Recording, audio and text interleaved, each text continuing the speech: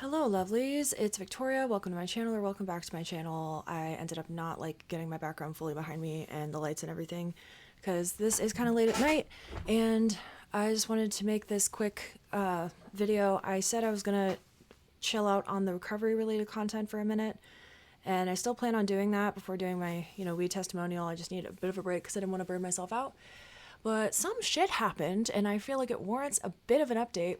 And I did a car vlog earlier today talking about it, but the only angle that I could get that didn't have my phone flying around was right behind my steering wheel, and my steering wheel is just completely taking over the shot and covering my face. So I was like, let me just refilm this, it's fine. So basically I had a realization the other day that treatment could have possibly killed me. So basically, I've been on a med called naltrexone since I had my last drink. May 13th, the day I started that, was the day I had it, started it. Oh, I can't talk right now. Also, today is my 8-month anniversary of being dry. It's my 8-month anniversary of my last drink. Fuck yes. Because I'm filming this on January 13th. I was under the impression, and I believe I clarified this with people, my recovery counselor and the nurse practitioner dude who prescribed the med, I asked for clarification that it would be safe for me to completely stop drinking once I took this, because I had been doing this limbo tightrope walk thing for months of I can't fully stop drinking because cold turkey could be dangerous for me, so I need to wean myself off. And I did gradually wean myself down a little bit to where my average number of drinks I was having a day was lower than it was, but I still had episodes where I'd have a lot, and I would try to exert the bolt laser eyes focus of I'm going to keep it to 3, keep it to 3, keep it to 3, keep it to 3.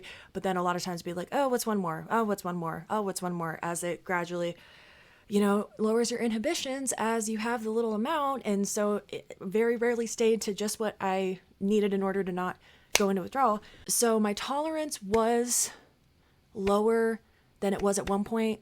And I brought it up with my recovery counselor today because I had my last session with her today of I thought this, whatever. So I asked for clarification.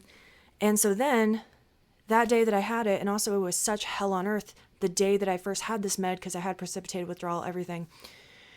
And I don't get, had that experience, but apparently I wasn't supposed to completely stop cold turkey, or the med doesn't stop withdrawal symptoms in and of itself. It only really reduces cravings, and it reduces the effect that it has on your brain. So I thought that it would make withdrawal not as dangerous. And I remember asking for clarification on that and being told that it would reduce the severity of withdrawal and make it less dangerous for me. But turns out that's not true. And it was just a little Google search the other day, and this article from AmericanAddictionCenters.org said that it does not reduce withdrawal. And then I had my last session with my counselor today, and she's like, yeah, that's correct. It doesn't reduce withdrawal. But this is kind of honestly I'm sort of glad to not be meeting with her anymore, and no hate to her. She seems like a lovely woman, and I got helpful advice from our sessions, but she just had a pattern of informing me of things a little too late. And also she was weirdly hung up about me going to the bathroom at all during any of our sessions. We'd always meet on Zoom. And she's like, I don't know what you're doing in the bathroom. I'm I'm not taking shots in the bathroom. Jesus Christ. So I felt weirdly controlled in that way. But she didn't tell me what precipitated withdrawal was until I had experienced it. She didn't tell me to not go cold turkey until I'd gone in a week into trying to go cold turkey. To be fair, I think I'd had a really bad episode and then tried to go cold turkey. And then we had a session, and then I told her what I'd been doing. But she knew how much I was drinking around that time, and it never came up of don't go cold turkey if you try to quit. That is dangerous. You have to wean yourself down. It was never like that. And then she basically, I told her I was under this impression, and she basically was like, did I do that? What, did I give you that impression? And I'm like, honestly, kind of, yeah. She kind of was like, I thought you had been reducing your intake, and I had been, but yeah. I don't know. It was a fucking weird situation. So the clickbait is treatment could have killed me, ? But honestly, looking back on it, it probably was preferable to me continuing to drink because, one, the precipitated withdrawal was so fucking real.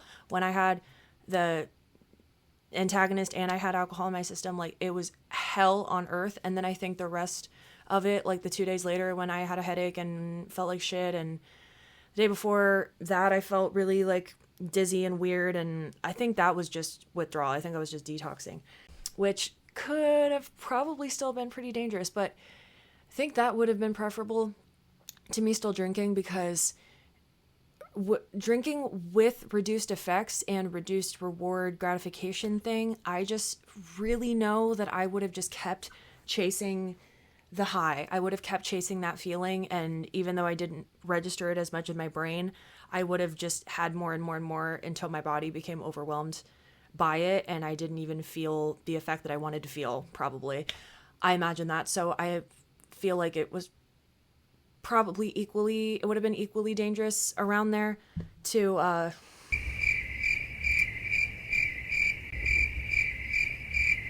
drink while on the med. I just completely blanked.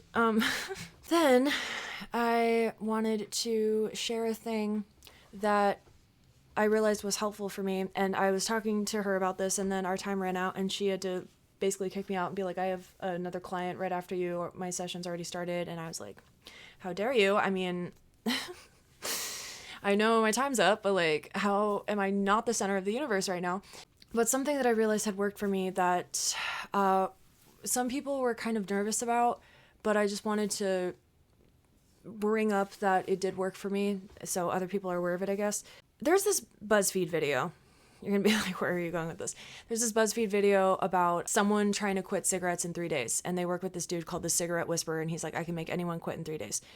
And I've never smoked cigarettes in my life or really used nicotine, thankfully. But I feel like it's a very similar mindset.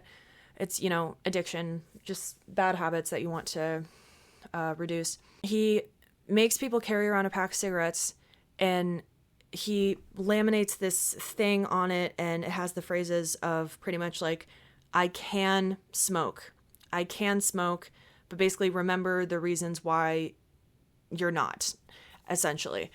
And he's like, you need to dismantle the lie that you don't want to smoke and that you have to quit smoking. You don't have to quit. And a lot of times, like, you don't even necessarily want to quit a lot of the time. I guess sometimes you do, but like, acknowledging the fact that the desire and stuff is still there, but also acknowledging that relapse is an option. That was important for me, and that has been helpful. So basically on Christmas Eve, I was having kind of a shitty day. I worked an early shift. I got a less than flattering performance review. Things have gotten better at my job since then, thankfully, but I got some less than flattering survey reviews from customers, and I came home and I was exhausted, and I just leaned on my support system, thankfully, and I told my mom, I was like, I need a vent, I need support, I probably need a hug, but this and this and this happened, and I'm feeling like nothing I do matters, and I know it's not logical and it's not true, but I just feel like nothing makes a difference, so I might as well just get blackout drunk. And she listened, and she's like, yeah, I can tell, like, you don't actually mean it, but I know that it feels that way right now, and stuff like that. And she actually suggested something. She's like, what if you were to just have one? Do you think that, it's Christmas Eve, like, do you think you could just have one? Do you think you could keep yourself to one? Do you think, like, you could use a little bit, maybe give yourself a little bit of a cheat day, whatever? And I played it out in my head, and then I was able to say, like, no, because drinking when I'm sad never ends well, and it just makes everything worse, and I'll feel guilty about having drank, and it'll just make everything worse. It won't actually solve anything, so I'm good. I think I just needed to talk it through. But some other people in my life found out that she had done that and kind of, I don't want to say like reprimanded or anything, because that's kind of harsh, but were like, you can't do that to an addict. You can't do that to an addict. You can't offer them an out. Like, you can't do that. And I actually went back to my mom and said, like, thank you for doing that. That actually really worked for me. I don't want you to think that you did something wrong by doing that, because there are people in my life that if I were to express that of like, I'm having a craving, I really want to drink, I really want to do this, the automatic response sometimes is just, no, you can't do that. No, you can't do that. No, that's not an option. And my overly literal brain will be like, well, it technically is an option. It's just not one that I actually want to take action on. But it is an option.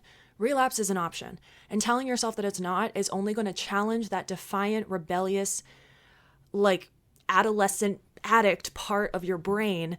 And it'll just rebel and be like, bitch, watch me then. If you're going to tell me this isn't an option, I'm going to fucking make it an option and shove it in your face. That's what that does. So it's about acknowledging that you can and just remembering why you're not going to, or why you don't actually want to, or why you shouldn't, even if you do want to, why you're going to choose to not anyway. So that's been helpful for me. So with that being said, that is my little slice of life bit on my recovery. And this is a bit of an end of an era with me not being in this recovery program anymore. So I'm just going to have my regular counselor, and I'm still going to have access to my meds, thankfully, my alcohol med and my regular meds. I do still need to figure out my health insurance situation. And yeah, so thank you so much for watching this. I imagine I'll have this up pretty soon because this is really short. This is basically like a TikTok. And consider subscribing, hitting the notification bell. I post a wide range of content, but I'm uploading a lot more consistently these days. And I am trying to do short form pretty much every day, as much as I can. I appreciate you, and I hope to see you next time. Bye.